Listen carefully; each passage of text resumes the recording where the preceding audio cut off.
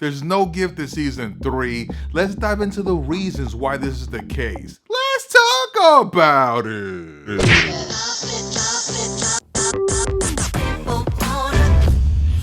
Let's talk about where season 2 was at as far as ratings, as far as critical acclaim. So let's take a look at Rotten Tomatoes. Before we get into it, guys, make sure to hit the like button. It makes the YouTube algorithm happy, which makes the Tone Show happy. Okay, so let's dive into it. As far as critical fan support, we see right here on RottenTomatoes.com that the show had a fresh critic score for season 1, as well as a very strong audience score. So the show was off to a great start.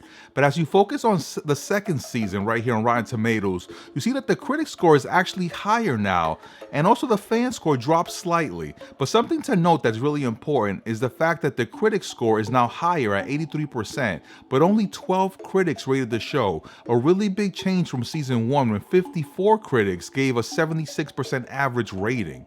The fan score also dropped slightly, but we're talking about 1,000 people who volunteered to go on the site and give the season 1 a 75% average score, compared to just over 300 people who volunteered to come on Rotten Tomatoes and give season 2 a 64% average. So yeah, there's definitely a difference there. So while the score may seem pretty similar from season 1 to season 2, you have a huge drop off of people who actually watch the show and actually cared enough to review it. These reductions in audience become even more apparent when you look at the ratings for The Gifted on TVSeriesFinale.com. The show lost over 40% of its audience in the second season, while The Gifted averaged 1.1 in the coveted 18 to 49 demo in season 1.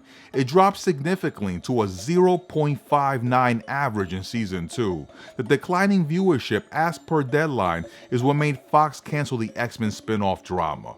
Another factor that did not help the show was the purchase of Fox by Disney.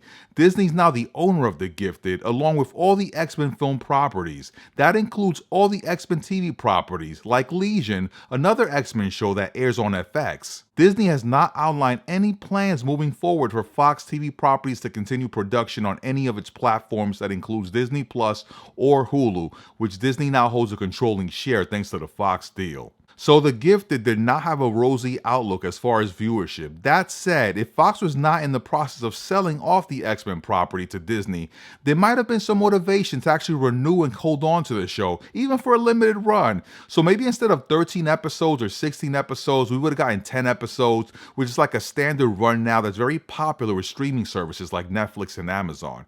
Now, on a personal note, I really enjoyed The Gifted. I wish it would have been around still, but honestly, you can see that from the numbers that season 1, the audience was there and they were curious to see how was this connected to the X-Men, and the show stumbled trying to make those connections. Maybe it wanted to be its own thing. It didn't want to rely so much on the X-Men mythos, but this is an X-Men show. It shouldn't take 2 seasons to find out that Polaris, spoiler alert, is the daughter of Magneto. Come on, you are the father, Magneto. Anyway, I feel like that definitely did not help the show. Anyway, this is the Tone Show. Hit me with a like. Are you sad that The Gifted is canceled? Put it in the comments. Let me know what you thought about this cancellation. Always come back to the Tone Show for more canceled drama. This is the Tone Show as always, and Tone Show out.